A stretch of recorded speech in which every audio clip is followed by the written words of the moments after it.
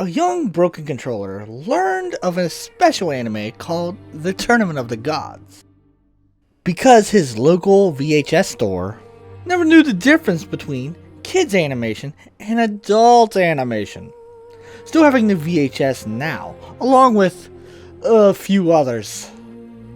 One day, years later, finding out that there was a game, while looking for another famous adult animation and its game.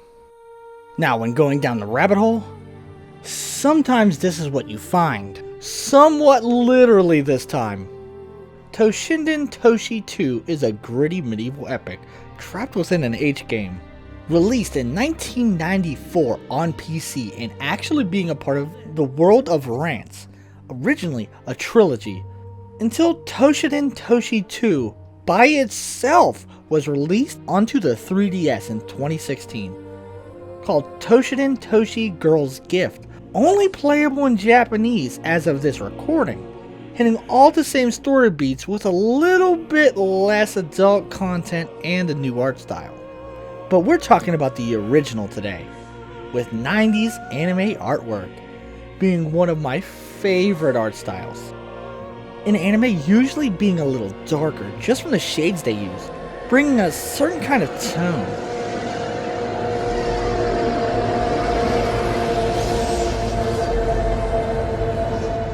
Even being used recently in an anime a lot of people know called Imageepoch. However, disappointingly, the game isn't animated, but is still very successful using portraits, establishing very successfully each character, monster, set piece, and cover that up, Coco!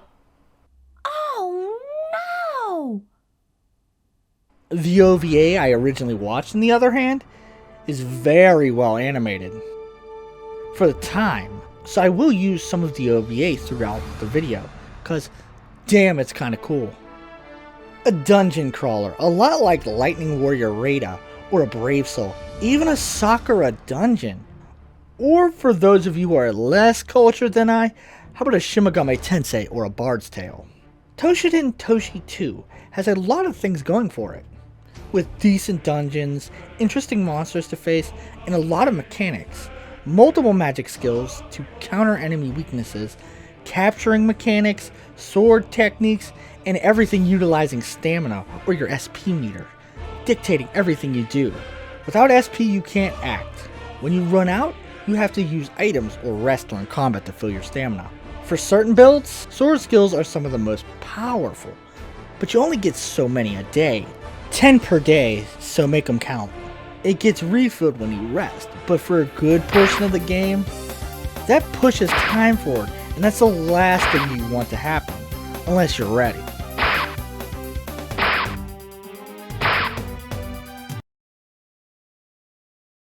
But that all leads into what build you like, with multiple stats to level that only level up when praying to a goddess, where you automatically level up all your stats, with extra points to customize seed.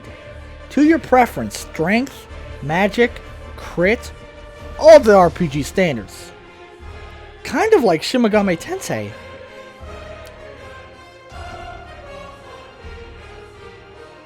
Magic is powerful against monsters' weaknesses, but it can take a while to even acquire magic.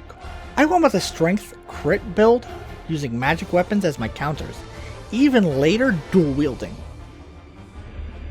The crippling problem with Toushin Toshi 2, it's about as fun as doing a tax return. Slow, repetitive, and all about your assets. If you're a survival horror fan that's always hoarding healing items, you're going to have a horrible time here, because your only option is a magic spell that heals so little.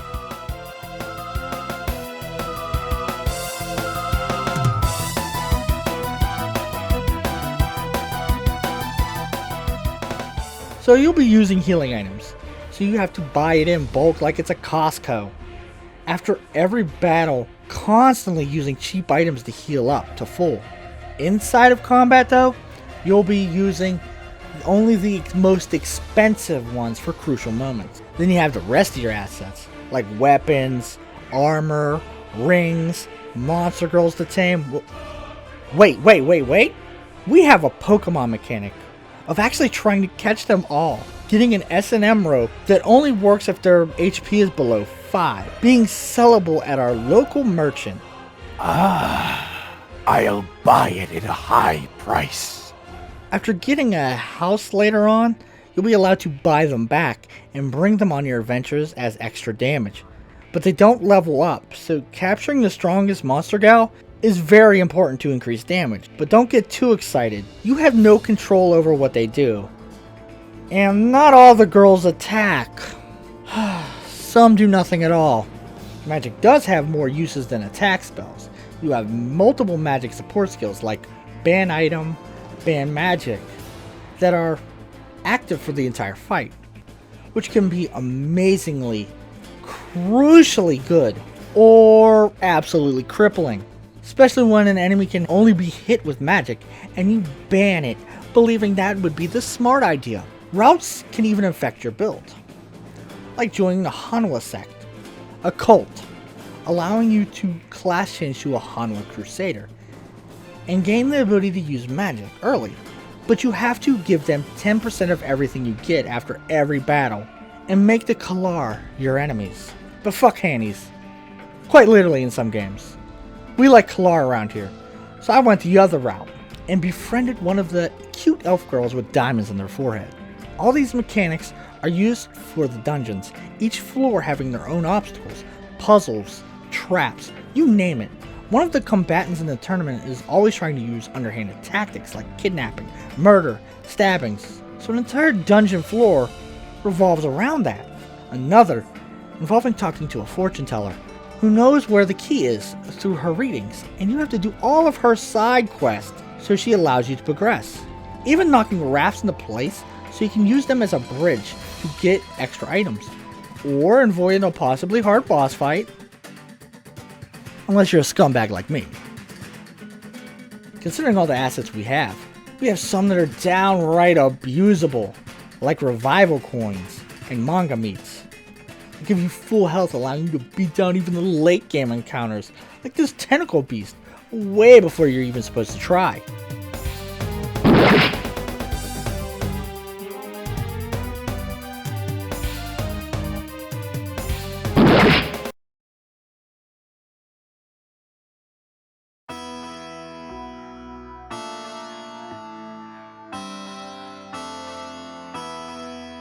As long as we're talking about powerful items, once you get to the 8th floor, you'll unlock a password system. Story-wise, you use the password to help a woman out.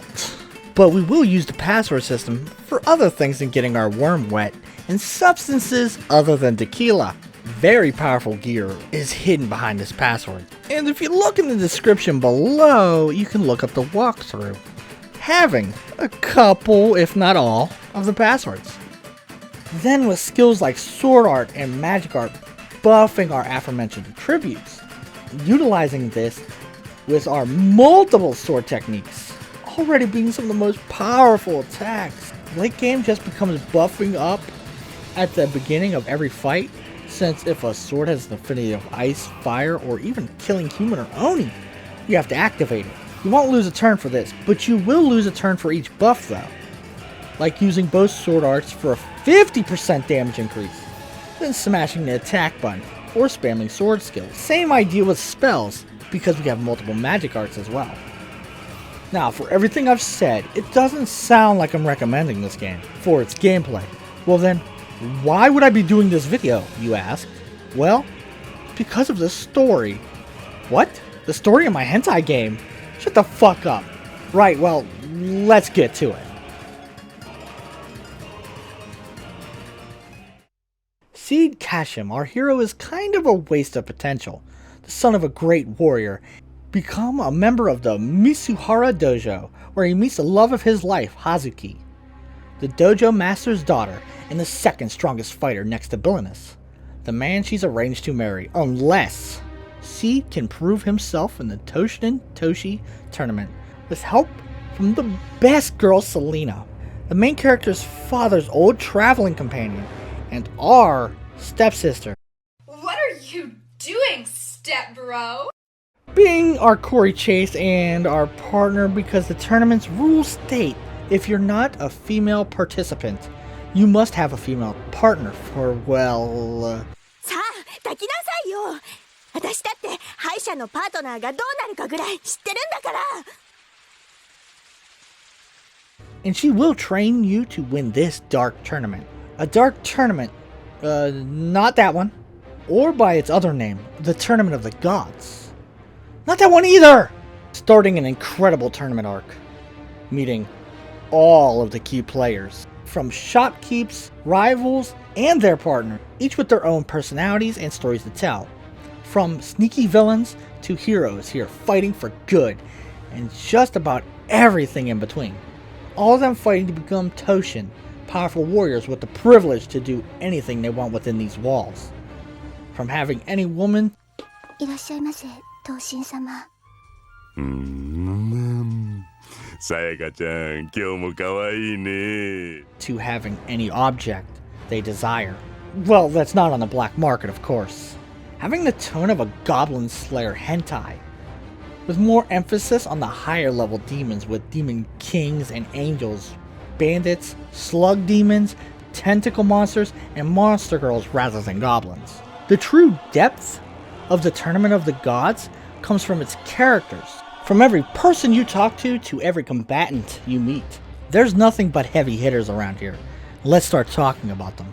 Corinne, your friendly Kalar, a rare race of monster gal that has been farmed to near extinction because of the jewel placed in their forehead, being worth tons of money, but kills them once it's removed.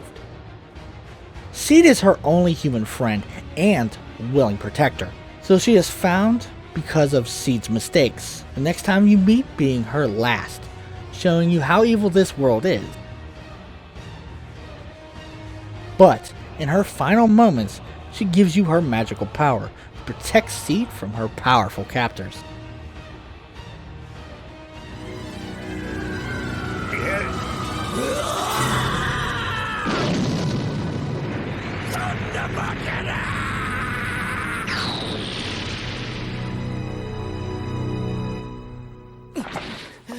Border, the big man, one of the participants in the tournament. He's rooting for you to win, even helping you progress through the dungeon, and even giving tips to defeat your next opponent, just because he wants to sleep with Selena. Him and his partner following the rules to a T. He needs you to win just so he can beat you, and claim the spoils of victory. Ketchup, a kind-hearted girl willing to do anything to help her father in a dire financial situation. From selling items in a dungeon to other services.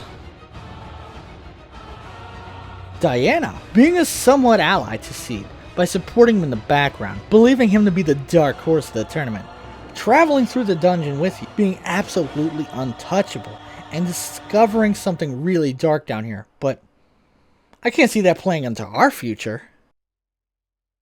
Asha Key, a female thief. Our first encounter, running into her while she steals from other thieves. Upon the realization of how bad this situation is, she tries to bribe Seed.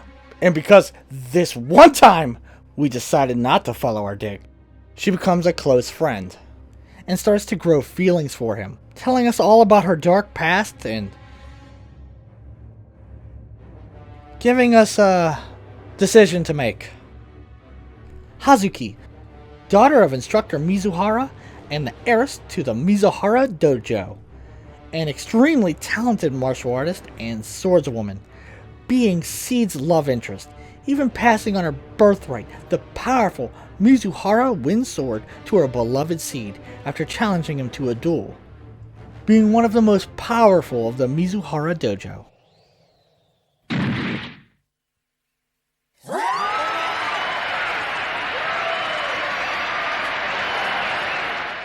Kaijin, a professional wrestler here to prove in this medieval tournament how effective an Irish whip can be. Being a giant, jacked, badass is a pretty nice dude. Milo, a young hero traveling the world fighting evil, joining the Tournament of the Gods for a challenge, being one of the most dangerous opponents you run into. Unless you figure out how to stop his divine protection Milo is so strong that earlier in the tournament he defeated a Dark Lord. Plumlock, a great sorceress, known as being a great hero, but that's not how she's acting. And many believe she died. Is this her twin sister becoming a magician-style Virgil? Or is it something more sinister going on here? Gaiji,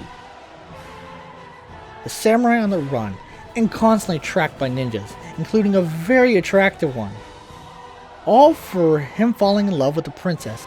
He rescued her from her arranged marriage to a noble, forcing the couple to flee to this country, and relying on Gaiji's power to win the Tournament of the Gods and become a Toushin to protect them both. Xavier, the conniving bastard that uses any means to advance, never even once fighting in the tournament. The first time you meet Xavier, he stabs you in the ribs. As the tournament progresses, other contestants start having accidents, missing their fights, from throwing others off of mountains, even using kidnapping to manipulate Seed.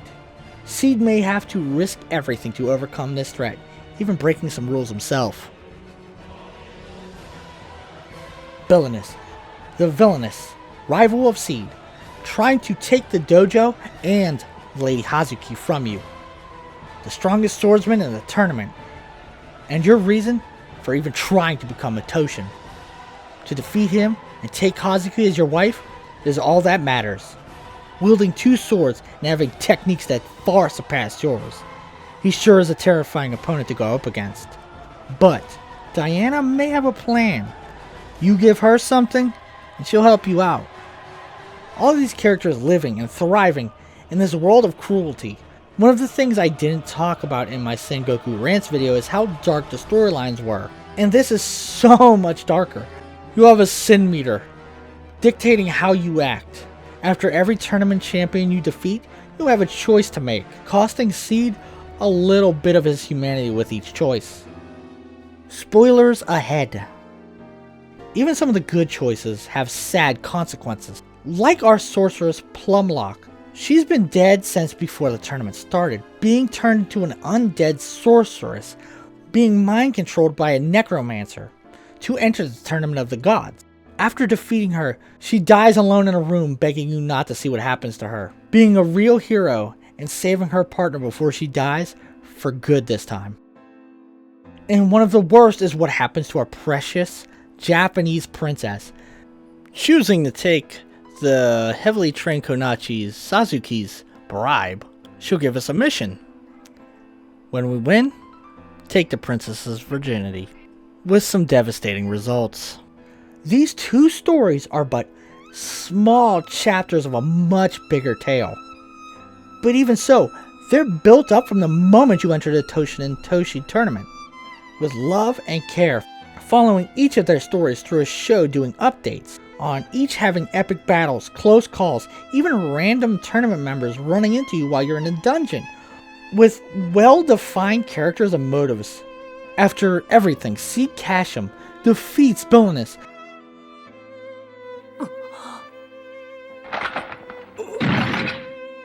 with the help of Selena, Diana, and Hazuki, giving Seed the skills, equipment, and will to win, becoming a Toushin, and spending his first night with Hazuki, making plans to go back to the dojo and live a happy life.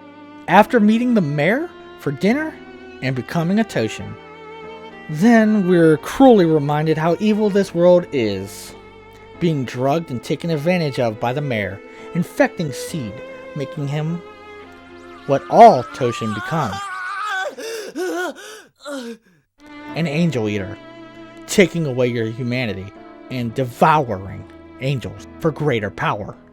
To enslave you, Selena is captured and tortured to make sure you stay in line. The mayor, Aphros, using all the Toushin she acquires to save Delis, her beloved, from the depths of hell, which are underneath the Rhinar dungeon, keeping you trapped because being an angel eater isn't exactly natural, needing drugs to deal with the rejection, causing intense pain to the point of collapsing. But the drugs have their own horrible side effects, becoming a sexual feral beast. Dealing with all this, we begin our travels through hell, even meeting our old friend Diana. Mugged and killed while selling her sword, we meet her one last time, and she's going across the river Styx. Even after passing, she helps Seed by giving him an Oni killing sword. Seed and the other Toushin travel through the depths of hell for a full year before finally finding Delos. This is a non-stop, dark, gritty ride with endless twists and turns, where even in the final act we see Hazuki becoming a Toushin and dealing with the ultimate Angel Eater and what he has in store for the world. We'll even see how the many sins Seed has committed will bear down on him, with the only proposal from an Oni god is to return Delos back to his cell. From the weakest pupil of the Mizuhara dojo to a god-slaying warrior who conquered hell, few stories can make you feel this journey. Toushin Toshi 2 being one of the few H games to get an OVA series and a DS title. Being a little impossible for me to play considering I can't speak Japanese, Toushin Toshi 2 gives me the vibes of something like Mezzo Forte, getting funded with the foundation of making cultured material, but wanting to make something much, much more. Being one of Alicesoft's major accomplishments, making a medieval epic with the framework of a hentai game. If I get 500 subscribers and 100 likes on this video before July 17th, I will stream Girls Gift that very day, right here on YouTube.